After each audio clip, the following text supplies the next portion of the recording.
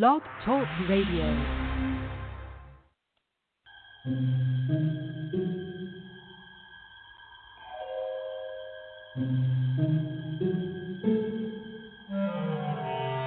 Archangels, ghosts, and Bigfoot, oh my. It's just another night for Supernatural Girlz. Real stories, real answers to life's biggest supernatural mysteries. And now for another exciting interview with paranormal experts from this world and others. Here's your host, paranormal researcher Patricia Baker, on the one, the only, Supernatural Girlz.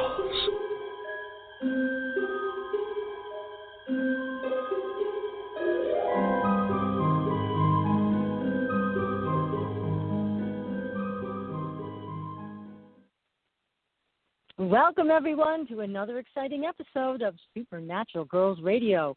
I'm your host, Patricia Baker. I am here with my co-host, who I'm bringing on the air right now, Patricia Kirkman. And tonight we have a very special guest. One of our dearest friends in the world, Robert Luca, is here. And we are going to be talking with him about government harassment of UFO abductees. And I just cannot wait to hear what he has to say. There are going to be some firsts tonight because we are going to be talking about things that he has never shared with the audience before. So this is going to be a very exciting night, and we're going to bring Bob on just a few minutes. We've got some things to take care of first, an interesting numerology segment, and paranormal news. So, PK, how are you doing tonight? Well, outside of the fact that I haven't totally melted away, we're doing really good. We had 100 years on today. I don't know what to even say when I hear those kinds of numbers. That is unbelievable. Gosh. Well, we've got rain coming. Rain is coming, as they tell us. We're about ready for the monsoons to start within the next couple of days. So, that'll be a welcome relief, huh? Yes, that it will. That it will for sure. How lucky we are to have Robert Luca with us tonight. This is going to be quite a show. We had some talk earlier about Janis Joplin and the young lady that was on the talent show last night. And you know what? Unfortunately, although she sounds like Janis Joplin, Courtney, I can't find a connection between the two. How funny, because, when we watched it last night, as soon as she started singing, Kim and I just turned to each other and said, Janis Joplin, this is Janis Joplin, reincarnated. And then one of the judges, Howie, mentioned Janis Joplin and how her career got started. But, just the way she moved, the way the hair was in her face, it was all just so amazing. And, to me, that was Janis Joplin. And even though there's no connection from a numerological standpoint, there may not be when people go from one lifetime to another. To me, that looked like her, and I can't even describe it. But I'd be interested to hear if any of our listeners saw that performance. If you missed it, it's on our Facebook page. So go take a look at it and let us know what you think. If you think that has any resemblance to Janis Joplin from years ago, that tremendously talented star, and let us know. But it was just too strange for both of us to turn to each other and at the same time say Janis Joplin. So it's quite unusual, I think. But she definitely reminded us of the late Janis. So definitely. But when you look at Janis Joplin's chart, she has a lot of power, but at the same point in time, she had issues with females. She had issues with details. She had issues with anything to do with drugs, okay? This little girl was on last night. All of her chart is about me, my, and I, except for one small segment where it came to her being creative and putting things out there and dealing with change. So she's an extremely creative little gal her talent is going to go very far, but she has very low self-esteem. So she goes within herself, and when the music comes out, that is the part of her that's been hidden. So she brings it out through her ability to communicate on that level. But this is a very, shall we say, inward child. Now, the first vowel, first consonant in her name tells me there's a lot of creativity there, which deals with putting things out for the world at large. So her creativity is very strong, and it's universal. So her opportunities to go forward are going to be very, very good. She's in a 6th personal year right now, and I will make you a bet when they got her ready for the show, she was in her 5th year, was when they were getting things laid out. So that's when major changes can take place. But she's a very sensitive soul, and she does have a lot of power, because seeing somebody who has so many areas in her chart that it's all solo, me, my, and I. And that's exactly when she started singing. That's exactly where she went. She went in with herself. There was nothing more there but what she had to offer the world, and it came out as a roar. It was beautiful. Yeah, it really did. It was just, I mean, I was expecting her to sing opera. You know how these little girls come out and they've got these big voices and they sound like Charlotte Church. But this just totally took me by surprise. But it's very interesting. I mean, certainly Janice had a tough life. And she was addicted to so many drugs, and she was a very lonely person. In fact, the sad story about the night of her death is that she was expecting a couple of friends to come over and keep her company, and they didn't show up. And it was then that she decided that she was going to do some heroin, and apparently it was extremely strong heroin, and it ended up causing her death. So very sad situation with the way she passed away. Very sad. So talented, so eccentric, but so much herself. And I guess that's why this little girl reminded us of her. So, and I'm glad to hear she doesn't have the same challenges, because Janice's challenges were insurmountable. So Definitely. It's good that this little girl does not have this. I'm hearing a lot of noise in the background, and I know we all had to go to the phones tonight because Skype was not working properly. So, anyways, we're going to have to. If you do, it's the air conditioner that's on in the room. If it's distracting. No, I'm hearing what I'm hearing is feedback. So it's some electronic feedback. So I know you were shutting your computer down and all of that, making sure your mic is off, but I'm still hearing a lot of disturbance in the background. So during the break, I'm going to try Skype one more time and see if I can at least clear my line. So I apologize in advance for any strange noises. But this is what happened. All three of us tried to get on Skype tonight to make our calls into the board, and none of us could make it happen. So something was going wrong at every level to prevent us from using Skype, which gives us a much better sound. Do you think that the powers that be want Robert to talk about what he's got to say? It could be we're being blocked somehow. It wouldn't be a surprise. You know, it would not be a surprise. It's not the first time this has happened that way. And it's funny, every time I complain to Blog Talk, we had sound problems last night. They always say, do you have a paranormal show? Because it only happens on the paranormal show. So there you have it. I know. It's just really, They're really not fair. As always. I know. So you're on your cell phone right now, right? Yes, I am. Okay, and I'm on mine, and I think Bob's on his, so we're going to have to see if we can switch this out at the break and see if it makes any difference.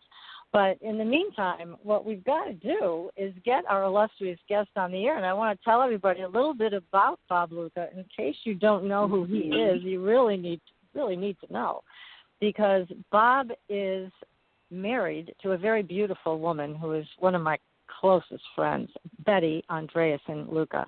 She looks like Elizabeth Taylor. She's just gorgeous.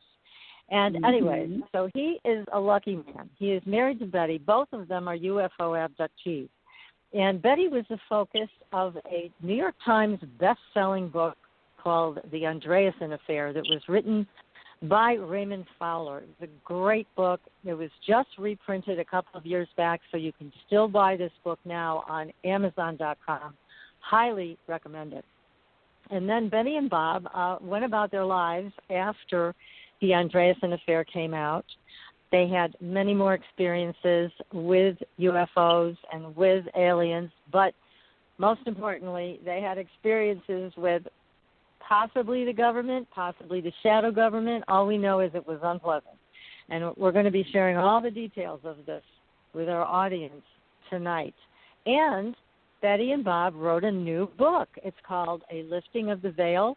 It's also available on Amazon. Again, it's a great book. It will bring you right up to date on all of their experiences from the time the Andreasson Affair book came out in 1979, 1980, until today. And like I said, Bob is going to be sharing some secrets tonight, some stuff he's never shared on the air. So we're very lucky tonight that he is going to share these things with us, and I'm going to bring him on. We've got so much to talk about. I got to bring him on the air right now. So, Bob, welcome to the show. Well, thank you. It's a pleasure to be with you, ladies. Thank you for having me.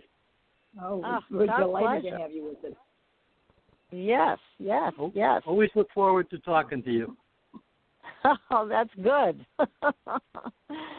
So, start us out with the first episode that you had, knowing that somebody was watching you, the government or whatever. We're going to get into who we think it is, but tell us the first time you noticed that something was going on. It basically started when the first book, just before the first book was published. Two officers seemed to take an interest in us. That was the military with unmarked helicopters and the IRS. The IRS decided they wanted to help us keep track of our finances, I guess, what it was. And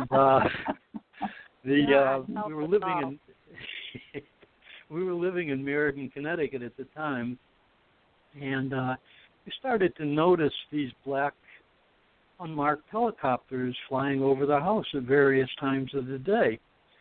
And the flights got quite frequent to the point where the woman next door to us, who was a city councilwoman, started to document the times of the overflights, and at times they were so low that it would literally rattle the windows in the house. And we didn't think a whole lot about it at first. I wrote it to Ray Fowler and told him what was going on, and he said, well, you're probably in a flight path, which, is quite plausible. But it turns out that we weren't in a flight path, and later on, I had taken many photos, but they didn't really show much.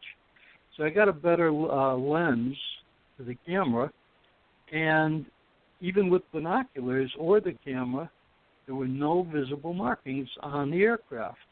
Now, that's in violation of federal aviation laws, and I knew this because I was taking flying lessons at the time. So that went on. We were at that house for about a year, and the flights were fairly consistent. But then we moved to Cheshire, Connecticut. And we thought, well, that's that. We're moved to a different town, end of story. Well, strange things started even before we got into the house. We had dropped the girls off at school in Cheshire, Connecticut, and told them, when you're out of school, go to the new house. Well, we were at the closing when they got out of school, and when they got there, there were people inside the house, and they said they were the phone company. Well, the house was locked, and we didn't even have the key yet. We were still at the closing. Oh, my goodness. Being still relatively new at this, we didn't think too much of it. We thought, well, okay, they got in, they hooked up the phones and whatnot. But that was just the beginning. A few days after we had moved in, maybe a week, maybe 10 days, the helicopter flights started. And they were reasonably low and fairly often. So I got determined that I'm going to find out whose helicopters these are. And over a period of 2 or 3 years, I contacted the military, the FAA, the CIA, the FBI, the Army, the National Guard. And even though I had photos and recorded the time, the compass heading, the approximate altitude, and pictures, no one could tell me whose helicopters these were. However, when I was talking to the Federal Aviation Administration General Aviation District Office in Boston, because we were in their jurisdiction, one of the fellows offhandedly remarked to me, he said, "That sounds like a CIA operation." And I thought, well, that's kind of silly. I mean, who are we? We don't warrant that kind of attention. Well, things got a little worse as time went on. We didn't really know why we were being monitored. We knew that Betty and Barney Hill had been monitored from Pease Air Force Base. Their telephone had been tapped. We knew that. But we didn't expect the level of surveillance that we were getting.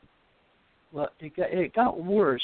By 82, Larry Warren had come to Betty and I, and Larry Warren, as you know, was one of the witnesses to the UFO landing outside of Bentwaters Air Force Base in England.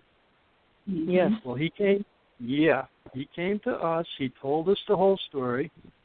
We put him in touch with Larry Fawcett because he was doing a book at the time called Clear Intent, What the Government Knows About UFOs. And the story broke and became public. Well, our surveillance intensified at that point. And then I started to get the idea, and over the years, what I've determined is there's several reasons why we had such intense surveillance for so long. One, if the government thought you had a legitimate UFO sighting or experience, they're going to monitor you. Two, of course, Larry Warren had come to us, and that story was broken on the Bentwaters Air Force Base landing. Three, there were predictions given to Betty, and they were very interested, apparently, in those predictions. So it gave them all the more reason to keep an eye on us. They tapped our telephone, as you know. Oh, yes. We were followed everywhere we went by cars, and on several occasions I managed to get behind the cars that were following us, and I gave the plate numbers to Larry Fawcett, who ran them through police computers. Excuse me.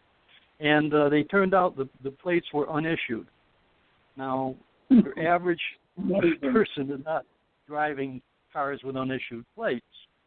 Now, to make it even more interesting, early on, Betty was contacted by a Mr. Ramadan from the United Nations. He wanted her to write down the complete story of everything that she had seen and experienced and pass it in to him at the UN. Now, things like that start to get your attention. Yeah, so what was that about? Why did somebody from the UN want Betty to report to him? I don't know, but he was very interested because I still have his card with not only his number at work, but his home number and his weekend number. So he was very interested. So as time went by, these helicopter flights got to be really nuisance. I mean, they came over our house very low. They were witnessed by Larry Fawcett. They were witnessed by a newspaper reporter from the Hartford Courant. They were witnessed by neighbors. And they even followed us when we gave talks at individuals' homes. And one who I remember very well was this woman named Patricia who lived in Connecticut. I remember that. Sounds like somebody I know. Well, the interesting thing is, I always wondered about the technology they were using because Betty had finished her talk, and I just started talking about the helicopters, and you know what happened. The helicopter showed up right outside your home. They did. They were there right on cue, and they were low. I mean, they were flying so low that the backwash was bending the trees. That's how low they were. Exactly.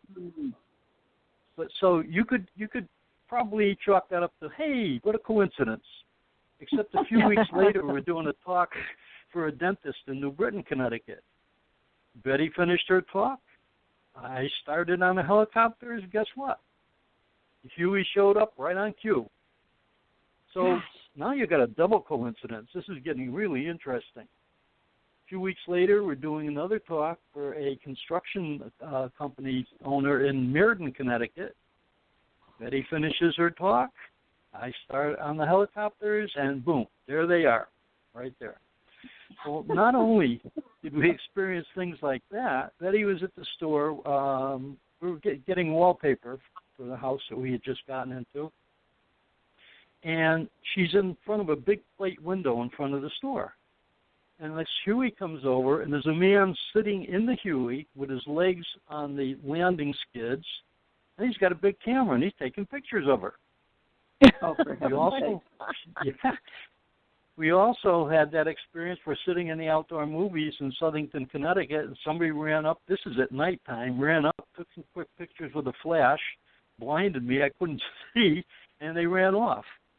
Then on another occasion, we were in Florida. We were at a laundromat, and we were staying at a campground. We went to the laundromat to get our clothes washed and all.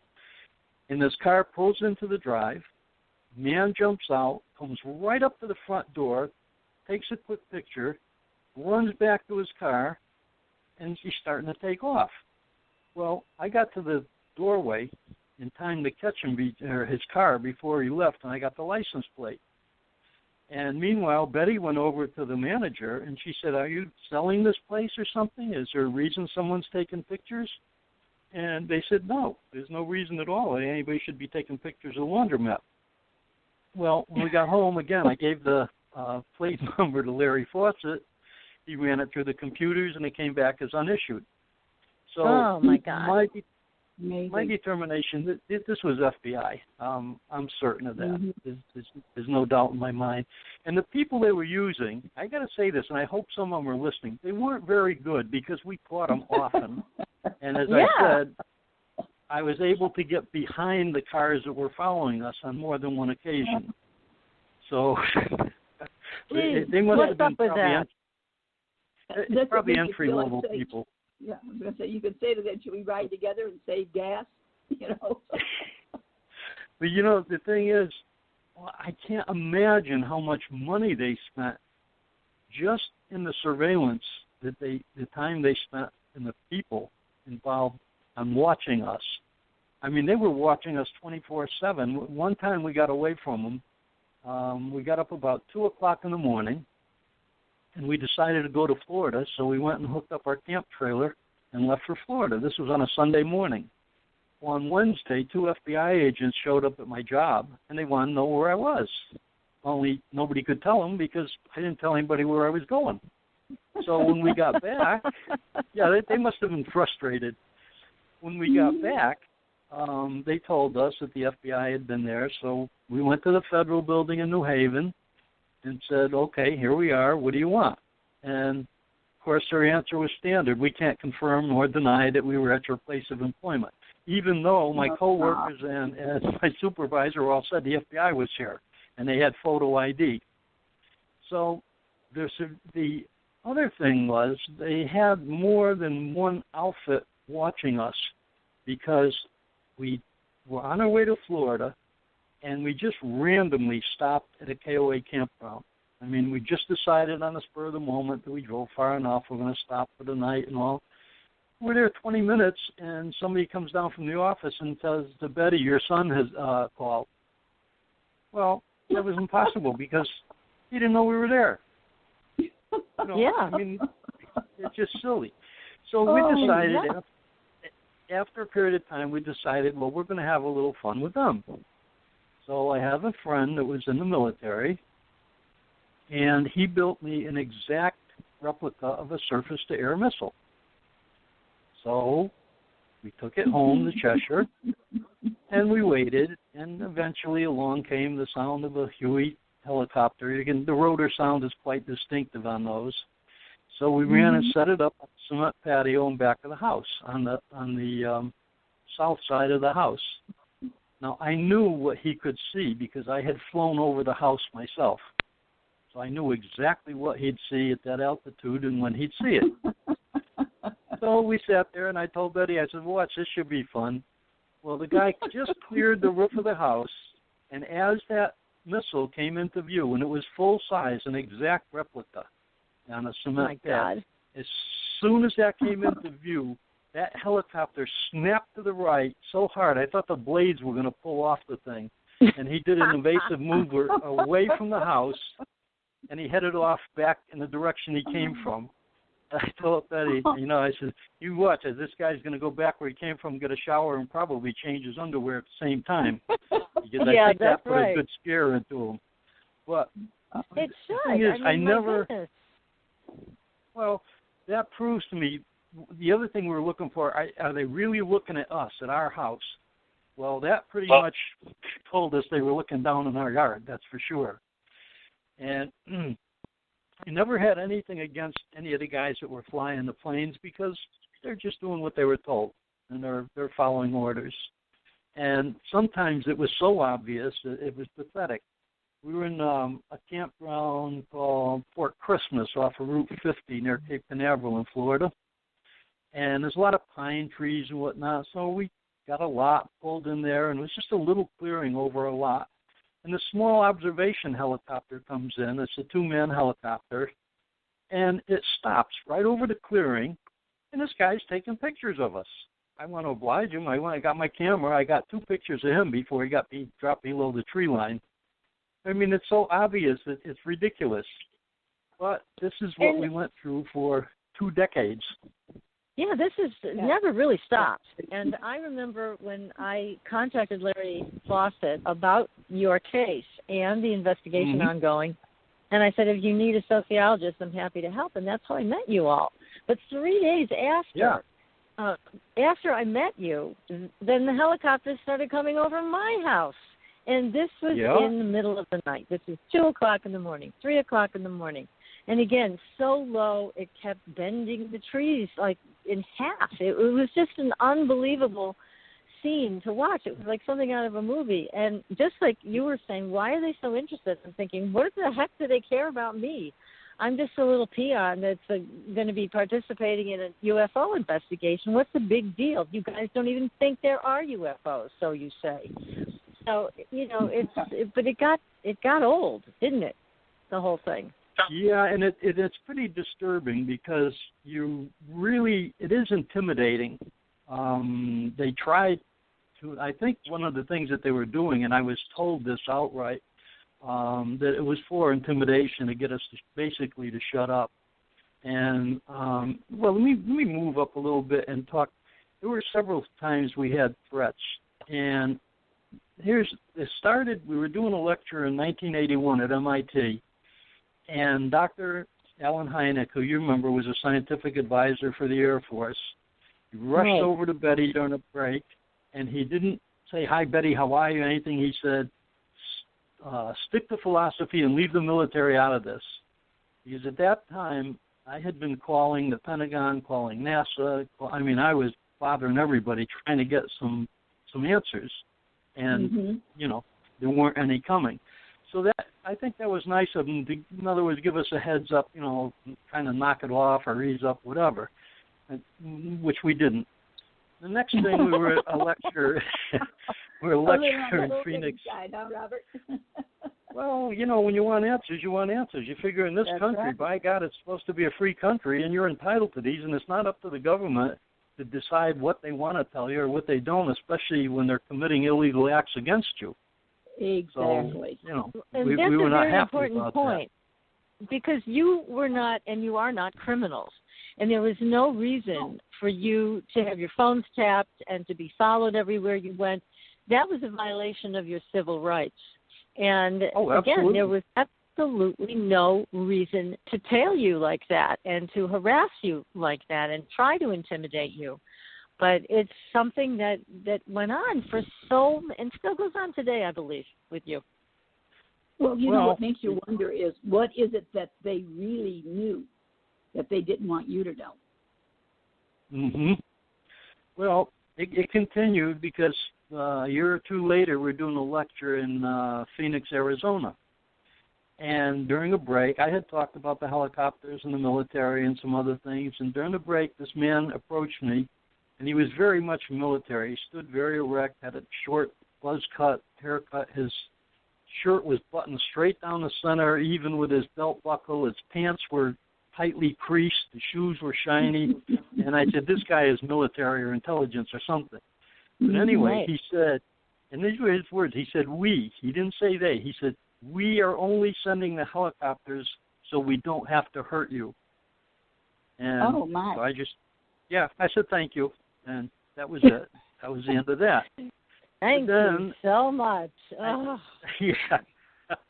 I have a friend, a friend that had gotten up there in government. He was an advisor to the White House, and he stopped by the house one day, and he asked me to come outside, and he told me that he had been in a meeting with the CIA, and that they had been talking about us and that we should be careful. And that he didn't say anything specific other than that we should be careful. So I said, well, okay, but we still didn't change anything because we wanted answers. The next one, I had hooked up a recorder on our telephone. So when I picked up the phone... This is a good one, but I'm going to have you hang on for just a couple minutes because we're going to take a really short break, Bob. And I can't wait for you to tell this story. Just a few minutes of commercials. We will be right back. Everybody, you're listening to Supernatural Girlz Radio. Stay tuned. We'll be right back. Are you ready for a new experience of freedom and powerful connection? Would you like a positive, effortless change in your life? Then come to CosmicFusion.com, where we offer the most advanced energy clearing and expansion techniques in the world, with a quantum vortex energy to activate your divine blueprint and life's purpose. When your soul leads the way with cosmic fusion and quantum vortex energy, you can break clear of past difficulties and blocks with the power of the source. With Cosmic Fusion, the source energy does the work for you. It's easy and effortless. Listen to our free meditation right from our Cosmic Fusion website, the Cosmic Code Meditation. Sign up for one of our interactive webinars today. Come to Cosmic Fusion, www.KOSMICfusion.com, to experience an effortless awakening and transformation. Are you ready for an upgrade? Are you ready for a new experience of living in the fifth dimensional magic and powerful connection? Then visit CosmicFusion.com today. CosmicFusion.com. Andreasson is a family of cosmetic products with 98% pure ionized minerals. We combine our science with a blend of essential oils to nourish and take care of your skin's health. How does it work? All Andreasson products contain the proprietary redox technology, having the capability of simulating an ionic zinc-copper superoxide dismutase effect. This free radical scavenger currently in your body has been diminished by toxins and the daily stresses of life. It is a perfectly balanced mineral complex that all $200 an hour dermatologists, their professors, and ancient history have proven. Redox technology is a process of reducing the skin's oxidation by transferring electrons from a radical state to a stress-free normal condition. Oxidative stress is a form of cellular aging, and as science has proven, a precursor to disease. The free radical theory of aging states that organisms age because cells accumulate free radical damage over time. Damaged cells are not beautiful, but healthy cells are.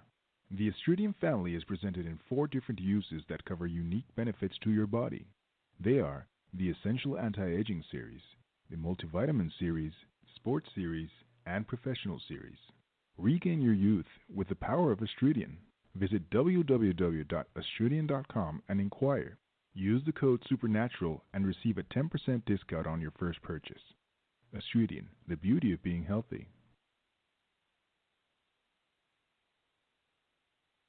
Your property tax bill. Have you seen it lately?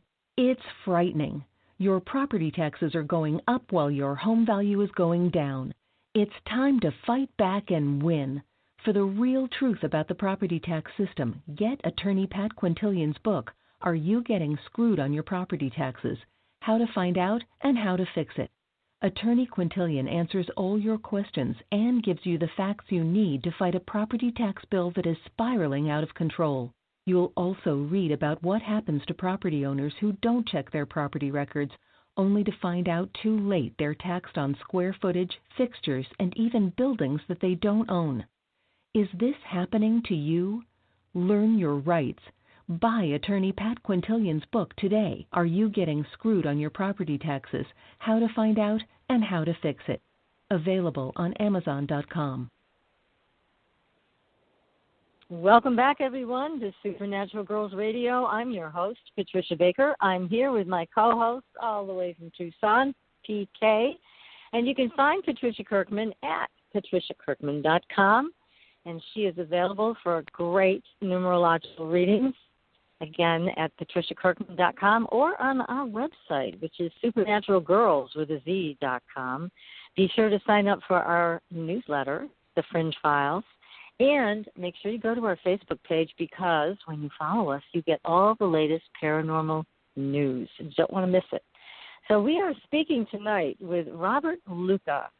He is here with us, and we're talking about government harassment of UFO abductees, and it is not a pretty picture.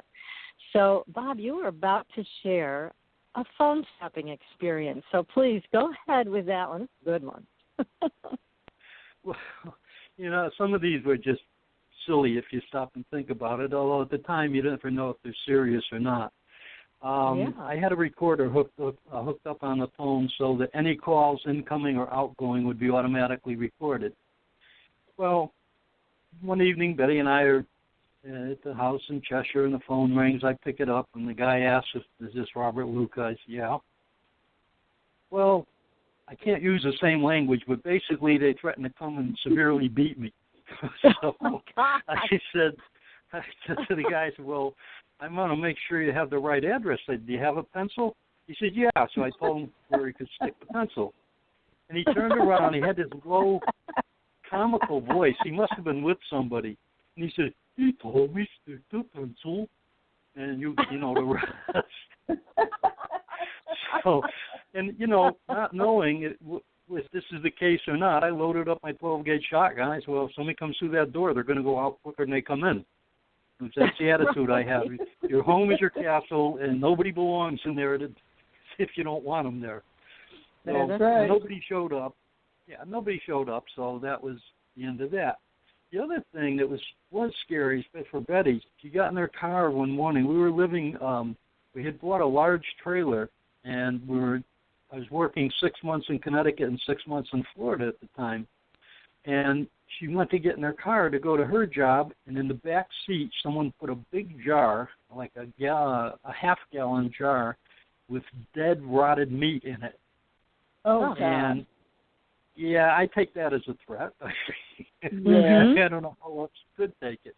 But in between, what I wanted to mention, we had sold the house in Cheshire, and if you remember, Patricia, we stayed with you for a short time before we got that turbo trailer. Yes.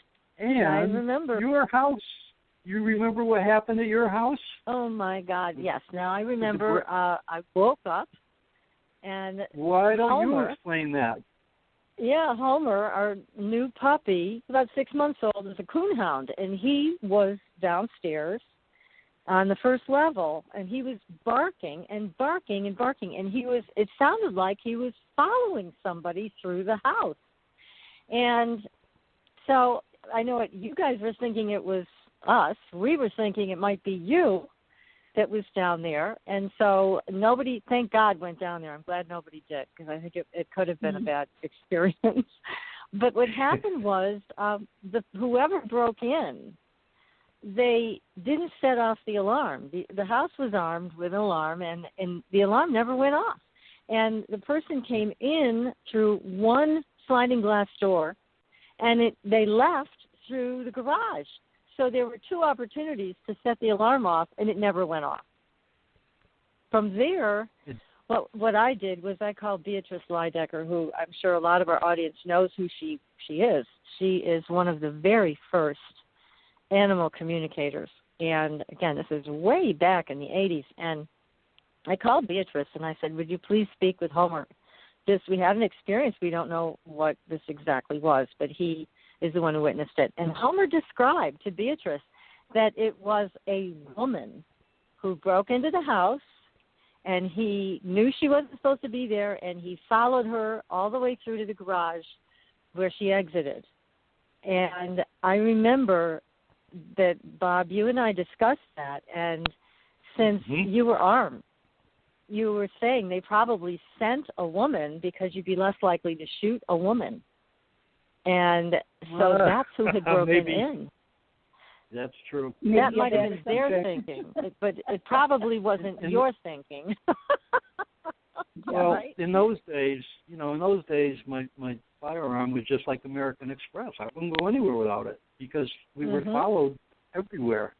That's right. There's a couple other things I forgot to mention, too, that are interesting with the helicopters.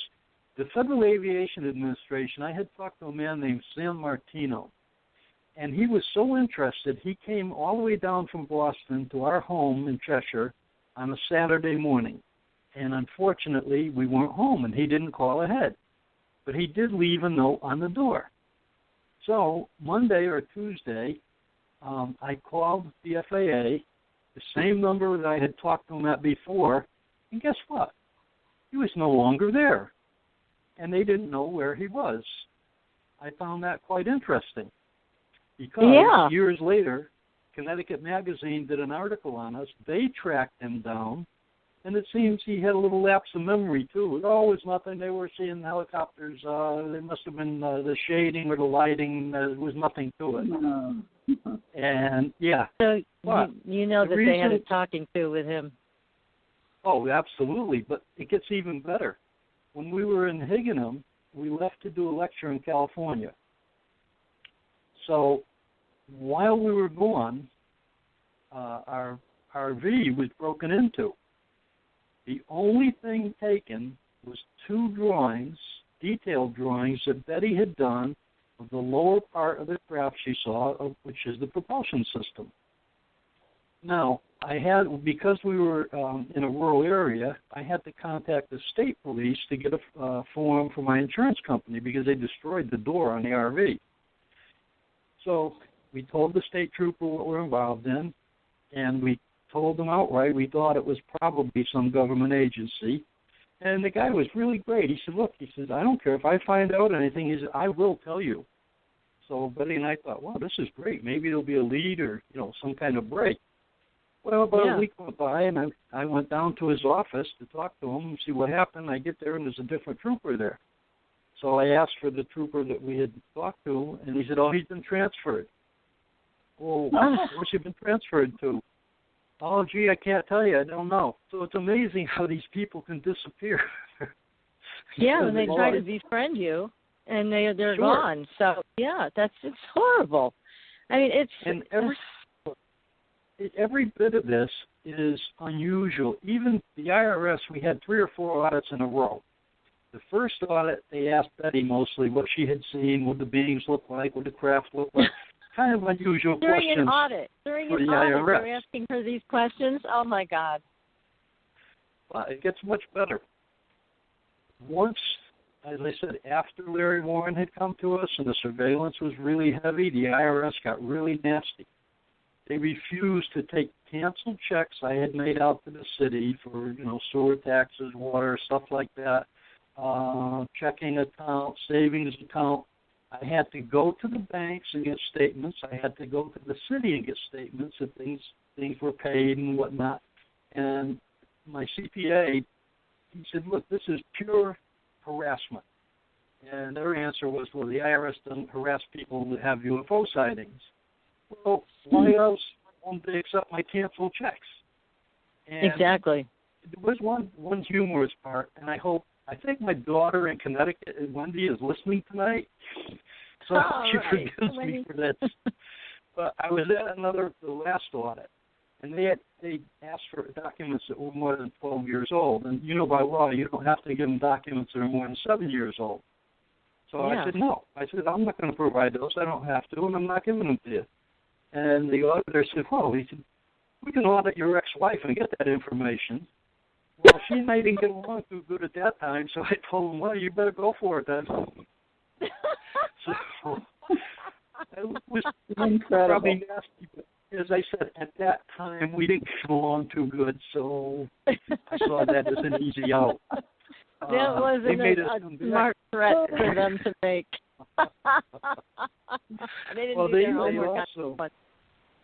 They also called us in Florida and wanted us to come back to Connecticut for an audit. And I said, they did offer me a chance to do the audit in Florida. I said, well, my papers and documents are in Connecticut. And they said, well, we want you back here for an audit. And I said, okay. I said, well, the trip back for this audit is going to be tax deductible. So they didn't like that. And then when I got there, I told them, I said, if my tax changes by it, no, they first sent me a letter, too, and said they wanted permission. They wanted me to sign a letter that I wouldn't try to sue them. I don't know what that was about. Yeah. That's asking for a lot.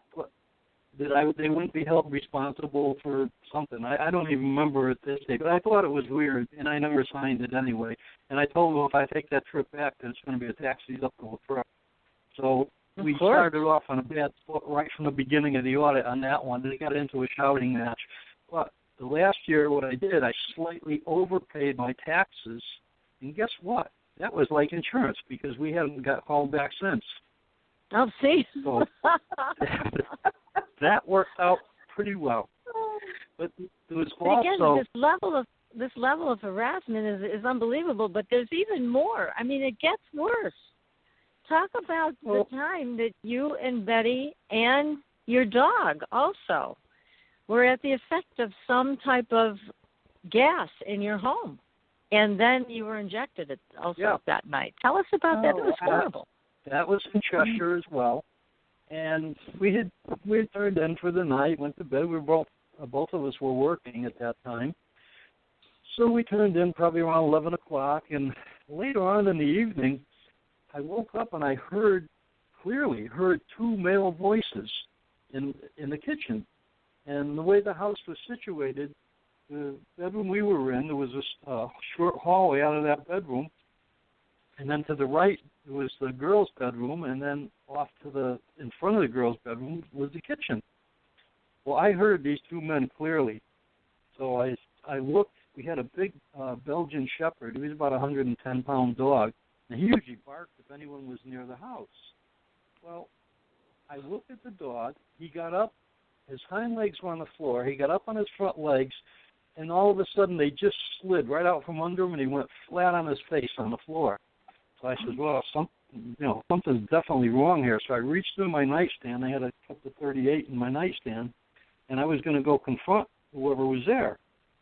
Well, the next thing I knew, it was morning, and I had a killer headache. Betty woke up, and she said she had a really bad headache as well.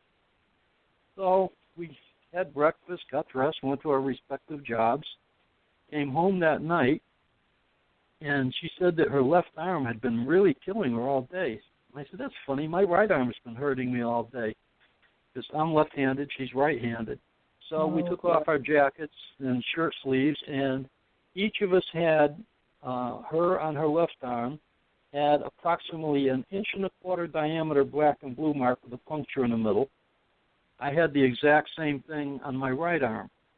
So we had been injected with something during the night, and I don't know if these guys were looking for something or were questioning us under the influence of whatever it was.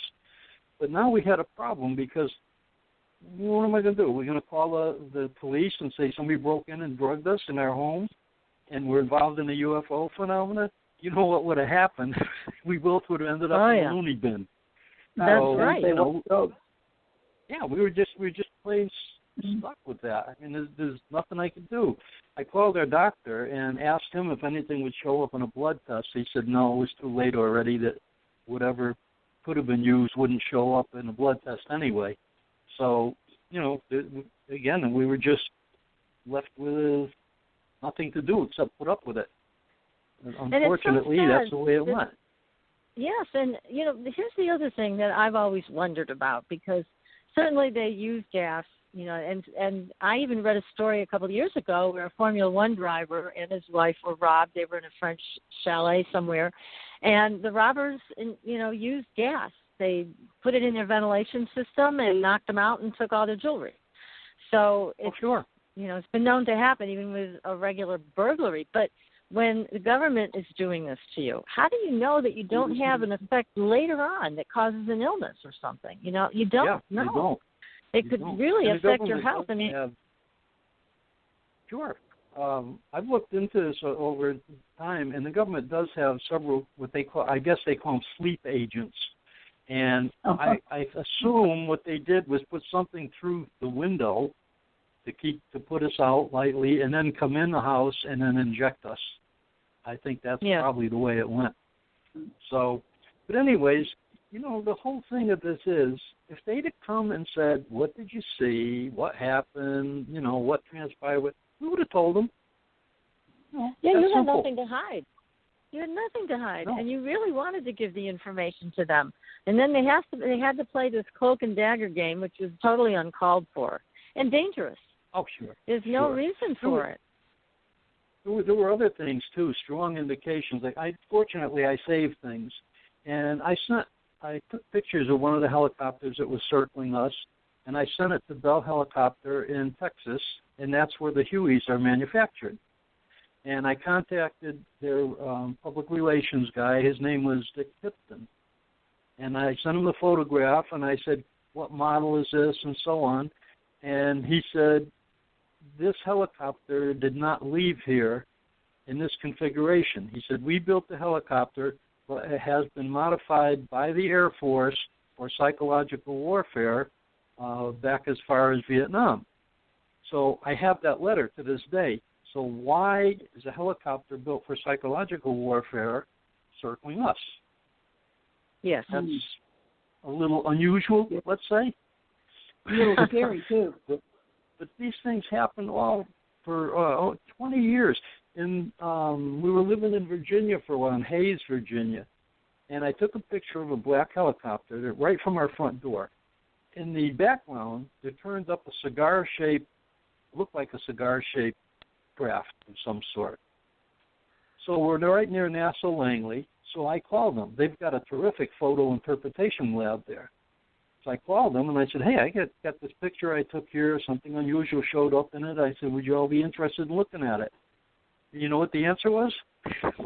No. What? Why wouldn't they be interested? Probably because they don't want to admit, you know. But so that was a lot of the surveillance by helicopter, but there was also a lot on the ground. And this one you'll probably appreciate. I know you're familiar with the Oxbow Campground in Hillsborough, New Hampshire, because you were there with us. Okay. Well, Betty and I took a weekend, and we figured we'd go up to the campground. It was hot, summer, and I said, it's a beautiful place to stay. But this time, instead of the RV, we took a tent.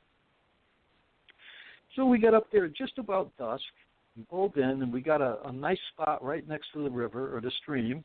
And we put the soda and everything in the water. I figured it'd be nice and cool being in there overnight. Had our tent set up, put a stake in the ground right in front of the tent, and tied our big dog up there. So about 6-8 minutes after we got there, this black SUV pulls in directly in the lot right across from us. And this guy gets out, and for one thing, he's a little well-dressed for camping.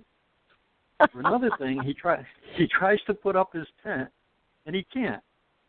He starts cursing a blue streak, picks up stuff, throws it in the back of the SUV, and went and slept in the SUV. I think this was our tale for that night. Oh, my God. Oh, that is so funny. I'm pretty sure he was not happy with his assignment for that weekend. But, it sounds that way. That's life. Mm-hmm. The other thing I wanted to mention, too, I mentioned briefly Larry Warren. Now, he witnessed a UFO landing at Bentwaters Air Force Base in England. And he has been severely traumatized, not so much by the sighting, but by people. He was beaten. One time he had his head split open. Another time somebody tried to run him over, and only bystanders got him out of the way after they had beaten him. So a lot of people have gotten really on Larry's case, saying he's lying and this and that.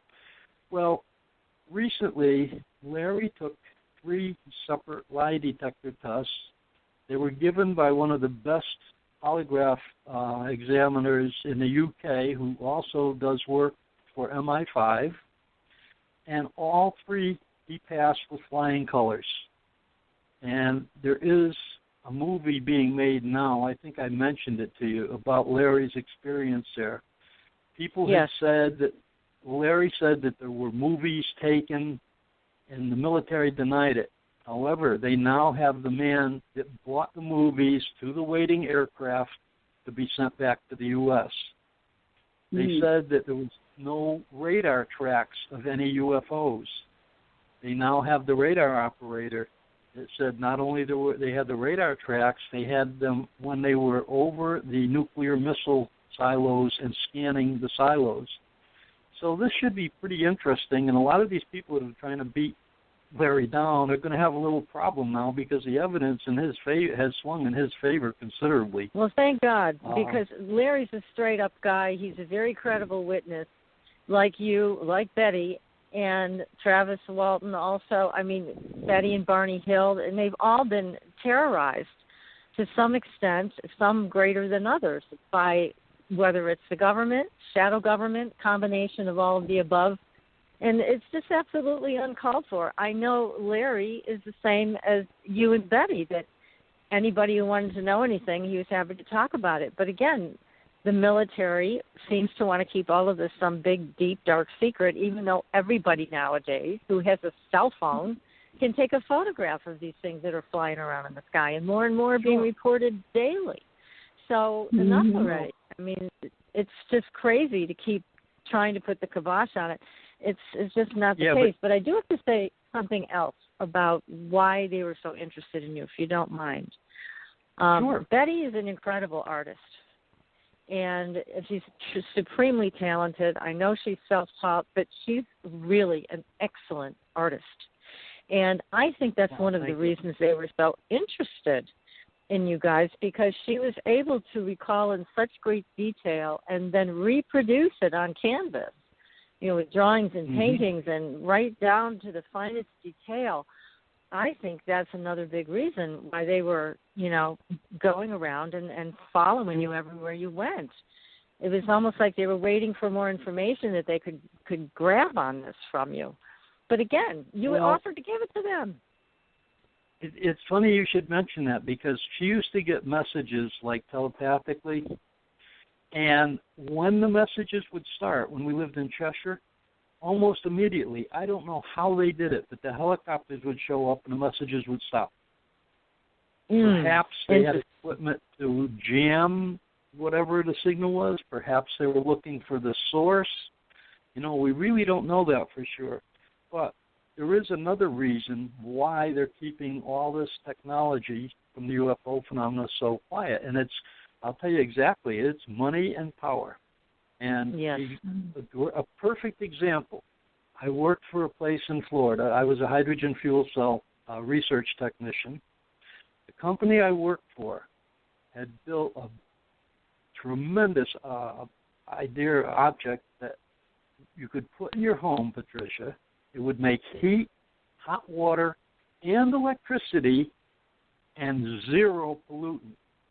But it didn't need oil, or you didn't have to be hooked up to the grid to use it. Now, this had been tested and tested. We were ready to go into production. They were looking for a factory to buy to start making these things to sell to the general public. Along came ExxonMobil. All of a sudden, we come into work one day, it's about a month or so after ExxonMobil visited. There's a sign on the door that says, go to the conference room at the Ramada Inn. So we're all thinking, hey, great, you know, they got the factory, we're going to get going. Well, we get to the Ramada Inn, and we're met by attorneys from ExxonMobil. We all got the axe. We all had to sign non-disclosure agreements. That was in 2001, and I have not seen those things on the market anywhere yet, and they are ready to go. They were finished, they were tested, they were ready for the public. But that means if you had that in your house, you could tell the power company to keep their power. You could tell the oil company, sorry, don't need any. And that's why it's off the market, and that's why they are so worried about the UFO technology getting in the hands of the public, because you won't need to buy gasoline. You know, the oil will be the end of the oil companies. It'll be the end of the monopolies of the electric companies.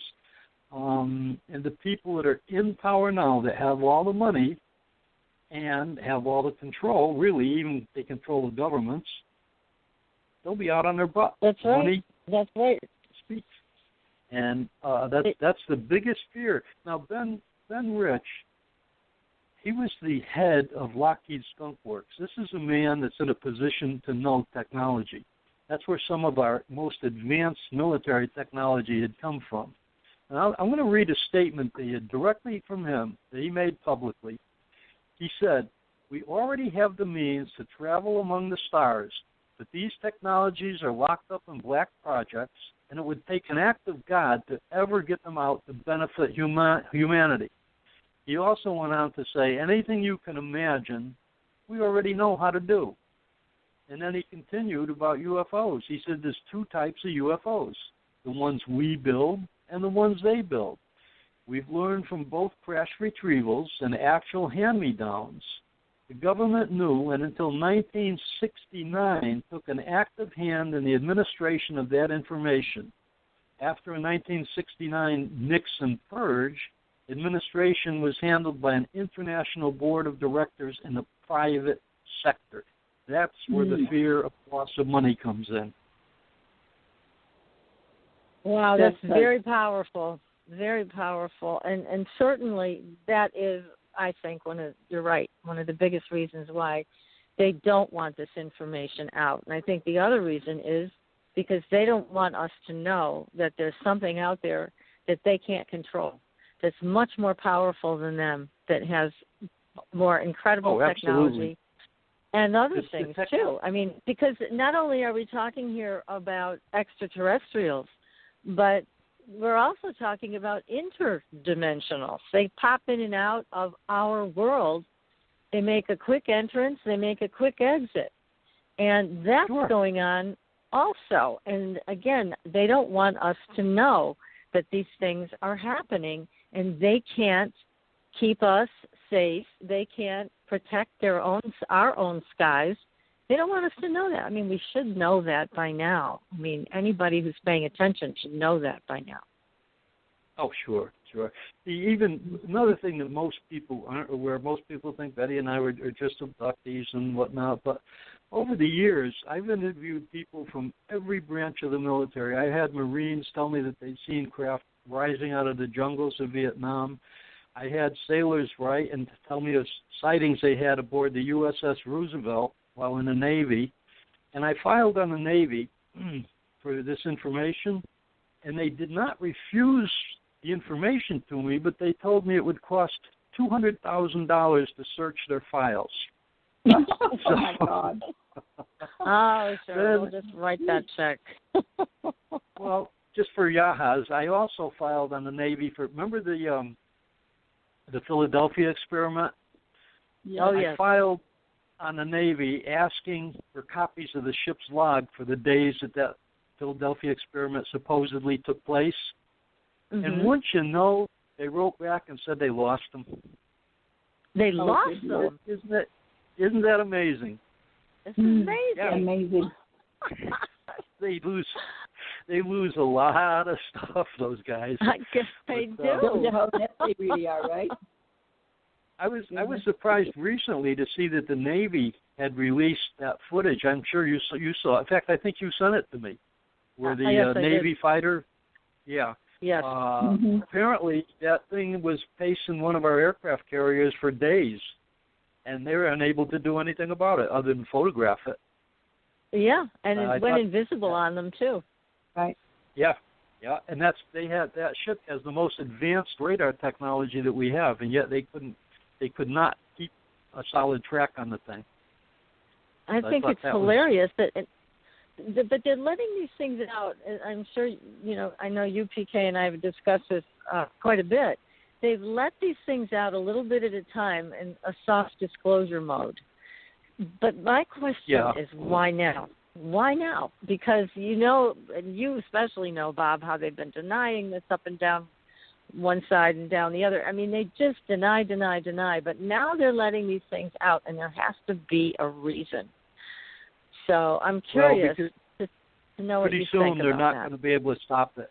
They're not going to be able to stop it. It's going to happen in large numbers, and they're just going to look like fools for what they've done all along so far.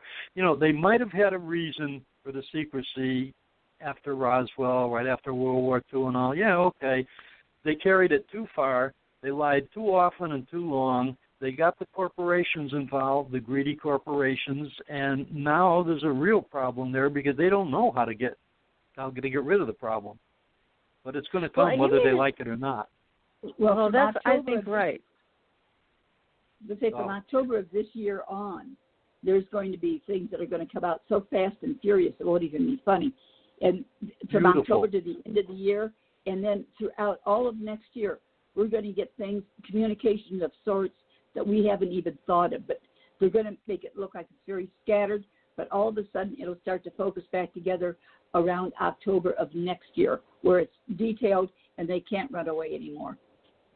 I love it because the American people, unfortunately, most people are so busy, like two parents working and whatnot, to make ends meet. People don't have time to do the research and to see the real truth of what's happening. And that's kind of a shame, but it's the way it is. But so that's how it is. Yeah, I mean, the pressures are intense on people to make a living and to take care of their families. It's not easy today. I hope it's getting better. I know the economy is improving greatly. So I'm hoping that there will be less pressure. It has and been maybe planned people can look that into way. It. Your money today goes a lot less far than it did 20, 30 years ago. And even when you're comparing the rates at that time, and it's intentional. They want people kept busy, and if they can, kept stupid. I hate to say it. Definitely. Is it dumbing down? No. Yes, you're right. Absolutely. And then nobody can question because they don't have the brain power to do it. Well, so yes, it keeps the pressure off of them. Sure. There's a couple of things I wanted to mention, too, before I said before at the beginning of the show that there were some predictions and whatnot. And I want to bring these up now because we haven't talked about these. Now, keep in mind, these predictions were made in the 1970s, okay? And they are recorded, and they are written down in booklets, and the booklets are dated. So, you know, it's not like they're just new predictions. These are from the 70s. And the first one states, no one place shall be capable of predicting the weather. And there will be cataclysmic weather in the future. Now, this is written in the 70s. I think we're seeing that today. Mm-hmm. We certainly are, yes. The other one says sweeping chain storms and blackouts can be expected. And then another one said, you will see snow in the strangest places. So let's take that one. The CNN article. An Safra is a small town on the northern edge of the Sahara, the hottest desert in the world. But on Sunday, the town's sand dunes were coated with snow after an intense winter storm, January 9th, 2018. The Atacama Desert in Chile. The snowfall began on July 3rd, 2011, lasted for several days. Thanks to an Antarctic cold front, parts of the region received 32 inches of snow. This is unheard of. Right. January 11th, 2008. Baghdad sometimes has seen sleet and hail, but snow has never been seen in living memory. However, it snowed January 11th, 2008. Now, here's another one that might get you. It says a mountain will lose its top as a lake disappears. I believe that just happened at Mount Kilauea in Hawaii. May 3rd, the mountain blew and they lost a 400-year-old lake. Now, here's one that a lot of people may not like, especially if you live in the East. I don't mean the East Coast of the United States. I mean the East part of the world. Mm-hmm. So the air will take on an odorous stench. The ground will blacken and then turn gray. Those to the west will not feel the waves, but those in the east will suffer the graves. The taste in the air shall bitter the tongue. Blisters will form on the skin and in the scalp. Now, this has something to do with this. I've shortened it considerably, but this has something to do with the sun because they mentioned it's something to do with soul, SOL. And it sounds like a massive CME or something like that. Any thoughts on that? Yeah, I mean, it does sound like some type of situation where the sun gets so strong that it burns. I mean, we know the ozone layer is depleted in some places almost completely. So maybe it is something to do with that. But certainly the other predictions are very clear, and they've already happened. So this other one about the eastern part of the world, is going to take a little more, I think, to decode, to understand what exactly this is saying. But certainly about the taste and the odor. I mean, I wonder what that could be. What do you think, PK? Have any thoughts on that? Well, I'm just thinking about it. One of the things you're hearing about is in the Middle East is the difference in the aroma of things, and they're talking about because of the population and the things as they're sitting now, nothing is normal, and there's much more. But they're wearing masks in Japan in that area as it is now.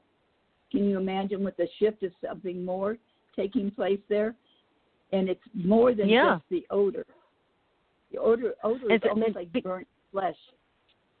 And because they've also had that nuclear reactor that continues to melt down and leak into the ocean, and so I wonder if there's something more coming with that. Not nuclear war necessarily, but the nuclear power plant, and how that has. Yeah. They have never stabilized that thing.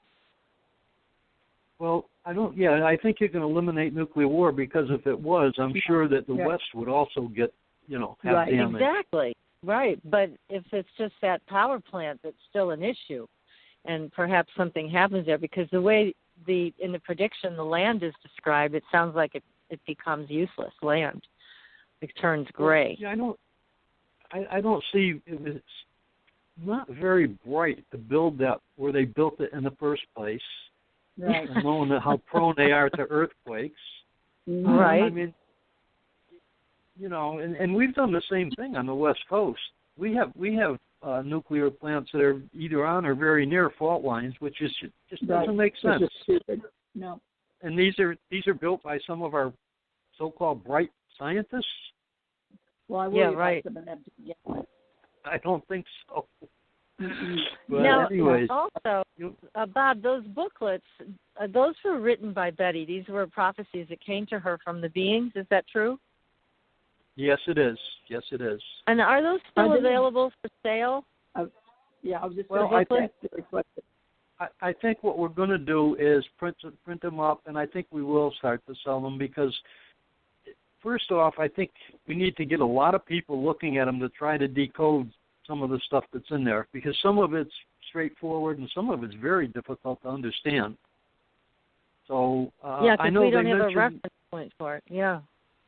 Right, but they do mention several things about the sun, and what I find interesting there, there's this big thing now about global warming, but what they're not telling you, a number of scientists are saying that Mars is heating up, and so are some of the moons of Saturn. Now, that can't be anything we're doing. That would mean the sun is putting out more radiation. Exactly. So, I don't know. We'll have to see what what happens. But, now you have a another website. Thing I wanted to mention. Yep. Okay, but before you go there, I just want to tell people, how they can go to your website, and if you do start to sell the booklets again, they can get those. So that's the Andreassonaffair.com, and that's still an active site where people can go. And once you have those booklets for sale, then you can make a little announcement or something there. And we will, too. We'll let people know when you have printed them off and they're available again. Excellent. Now, there's another thing I want to bring up that's never been mentioned. It's not in any of the books. And I was kind of hesitant to talk about this for a long time. But when we lived in Hayes, Virginia, which was a period of 5 years, after we were there 2 years, I'd hurt my back really bad. I mean, just to stand up and put the weight of my body on it was excruciating. I had to lay down. I was out of work for almost a year and a half, and I had been to 4 or 5 doctors. I'd been to the hospital and had x-rays. They said I had degeneration of the lower spine, and in my neck, they wanted to do an operation where they go through your throat, and they open you up from the inside and put a rod inside the neck to help support the, that's what I said. And I was in so much pain, I considered it. I did go to a surgeon and whatnot and considered it, and then the more I thought about it, I said, I don't know if I want to live like that. Well, anyway, what happened was, going to bed at night there, I started to wake up in the morning, and I had this pink stains, sometimes on my shorts, sometimes on my T-shirt, and sometimes I wouldn't see it, but when I took a shower and I'd wipe myself with the big fluffy white towel, the towel would turn all pink within a very short time. And this happened probably 8 or 9 times during the course of the time that we lived there. And all that was we moved out of there in 1999. And this went on right up till 1998. And all of a sudden, after this stuff happened, I have not had a back pain since. Now, I've got the x-rays from the hospital that show degeneration of the spine, and yet I have no problem today. So I think I was hesitant for a long time to say I was healed, but I don't know what else I can say because they got my medical records and different doctors saying that I needed back surgery, and today I don't. Now, I contacted Dr. David Jacobs, who you know is a researcher. I guess he's a professor. And yes, he is. He had a number of people that had sent him garments from when they had abductions and had this pink stuff on it. And I believe the first one was Betty Hill that had that pinkish stain on her dress. Right. And she showed us that when we were at her house, by the way. And who knew then? But anyway, he said he had sent this to several different labs, and no one could determine what this substance was. And I don't know. I know Betty said on one occasion when she had been abducted, they put her in some kind of liquid. And I don't know if it was something for decontamination or what. But it's making me wonder. I don't have any recall of being taken anywhere. And certainly when you wake up in the morning and your shorts are on backwards and they're pink, you generally get an idea that something went on during the night. Most definitely. And with the bad I think something did. Exactly. But I don't have any recall of anything unusual other than going to sleep. There was one night in that house where I got up early, used the restroom, and the whole room was full of little sparkling white lights. And I wrote Ray Fowler about that and asked if he had any other cases where someone had seen that. But, I mean, there was nothing to it other than all these looked like little tiny fireflies all through the room. But again, I hadn't heard of any other cases that had seen anything like that. And my vision is excellent. My eyes were in very good shape at that time. So I don't think I had a vision problem. There's just so many things that happen to you that you don't really understand and you'd like to have answers to. The other thing that we had a lot of, as you know, was paranormal activity. And thank goodness we had some very good witnesses to that, in Larry Fawcett, for instance. And one night the psychiatrist who examined Betty initially was in our area. He called up about 9 o'clock. He said, I'd like to come down and do a follow-up visit or exam, whatever. So we said, sure, why not? So we went and met him at the hotel he was at and brought him to our home. Well, he ended up staying until 5:30 in the morning. So it was an interesting night and a long conversation. But while we were all sitting there was a huge crash in the kitchen. Now, the only people in the house were the three of us, and we had no animals then at that time. So we went out and looked. Nothing was disturbed. So here you've got a highly qualified psychiatrist as a witness. I said, this is pretty good. Then at 5:30 in the morning, we went out, and he had two dogs that he was with him because he was moving. So he let them out on the front yard for a while, and we were talking. This is about 5:30 or so. It's just getting light. And over the house, there is this huge, like quarter-mile-long, cigar-shaped cloud. And it's very dense in the middle, and on the edges, you can just barely see some starlight shining through it. Now, the interesting thing was it was a bit breezy, and some of the clouds were moving. But this was not. It was perfectly stationary right over us. So finally he turned, he looked at me, he said, "Did you see that?" I said, "Yeah, but I wasn't going to mention it until you saw it first." I figured, and that was just one small. Yeah, and it's so good that you've kept your sense of humor through it all, because this is the kind of stuff that can make people go crazy. It can make them very paranoid, very upset, because you don't know what's around any corner here. You don't know what to expect next. I mean, you were being terrorized. They were trying to terrorize you. Those helicopters were built for psychological warfare. So definitely they were trying to intimidate you. But you've kept your sense of humor through it all.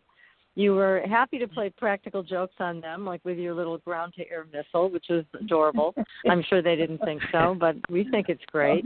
And, one thing I do want to mention, too, on the air, and this is important. I did this, Bob. I approached a friend of ours who works for CBS News, and he's a producer. Mm-hmm. I remember. Yep. And, I called him up, and I said, I think this is a really important story to cover. And this is on the heels of you having your computer hacked into. Mm-hmm. And you had proof about the computer being hacked into, which I'm going to ask you to share if you don't mind. And sure. But when I talked to the CBS producer about it, I said, look, we now have proof that this happened, along with a long history of events and many witnesses. Why don't you cover the story of the abduction, the UFO abduction people that have been harassed? This shouldn't be happening. As you said, Bob, this is a free country. Why are people being harassed? This needs to be brought out in the open. And his response just totally floored me. His response was, well, if they had this UFO experience and they saw this technology and these people from other planets, then I think they should be followed.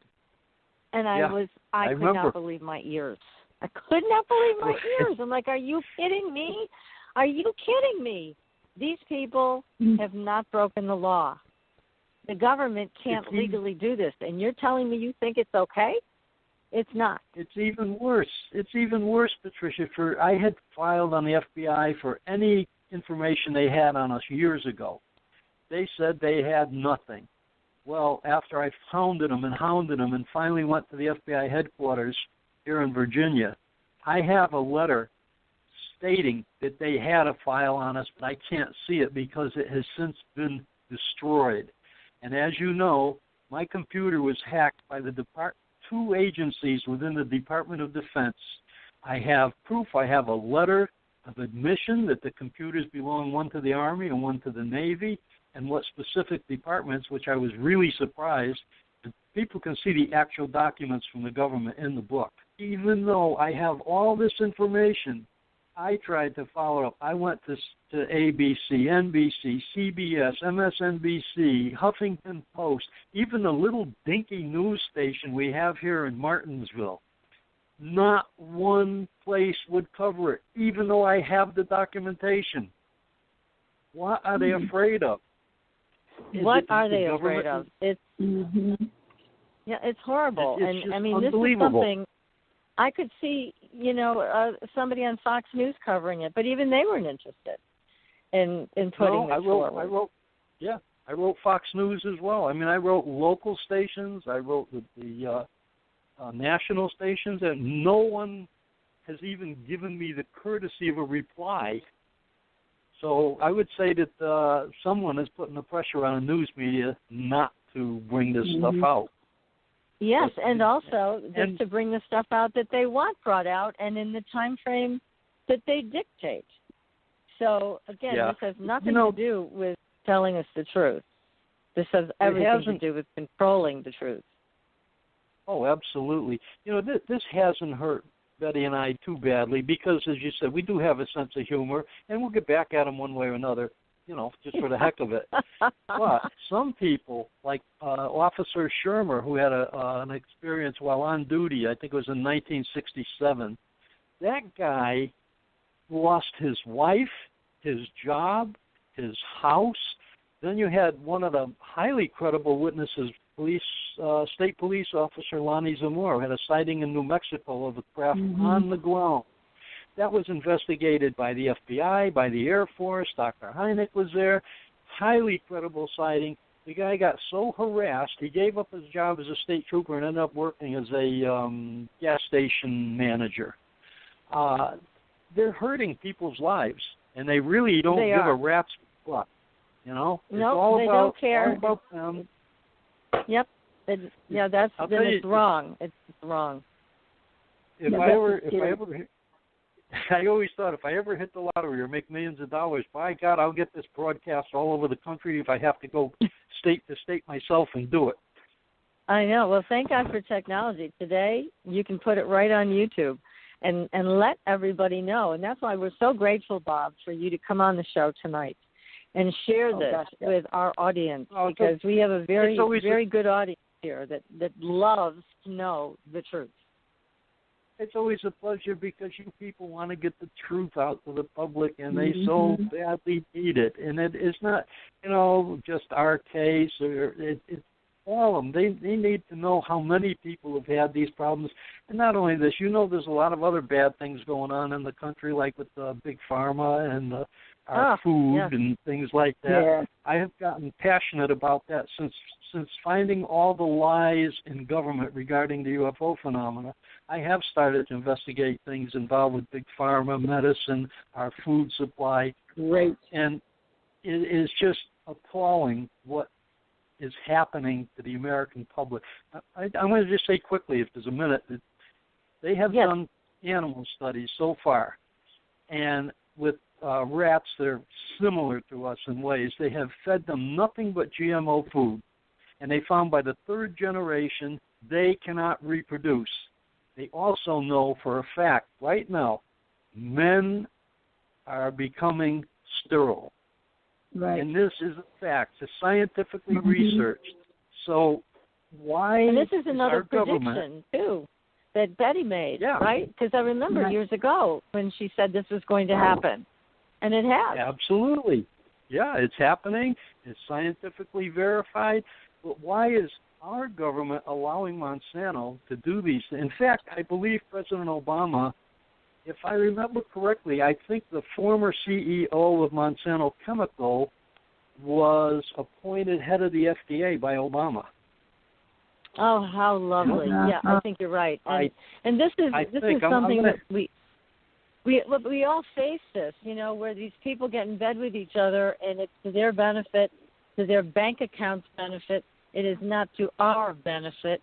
And so we really have to pay attention. And again, Bob, this is why we're so glad you came on the show tonight. Unfortunately, we're going to have to end, but we're going to have you back. That's for sure. There's so much more to talk about here.